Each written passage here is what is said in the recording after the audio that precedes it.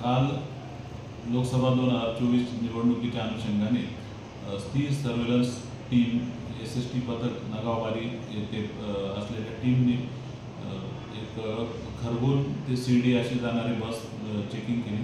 त्या बसमध्ये त्यांना गांजा सदृश्य पदार्थाचा वास आला पोलीस टीमला आणि त्या आधारे एका इसमाची झडती घेण्यात आली। त्या झडतीमध्ये आम्हाला 1 किलो 880 ग्रॅम इतका कोरडा गांजा हा NDPSच्या अंतर्गत येणारा मुद्देमाल मिळून आलेला आहे। त्याच्यामध्ये एक आरोपी अटक केलेला आहे। तर या गुन्ह्याचा तपास अजून चालू आहे, परंतु स्थिर सर्वेलन्स टीमला चांगलं यश मिळालेलं आहे।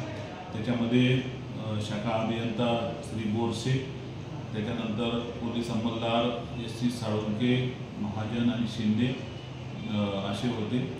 आणि ह्या कारवाईसाठी आमच्या पोलीस स्टेशनचे PSI इंदवे, PSI Vasave, PSI Talekar आणि इतर सर्व टीम यांनी चांगली मेहनत घेऊन सदर गुन्ह्याची पूर्ण कारवाई केलेली आहे।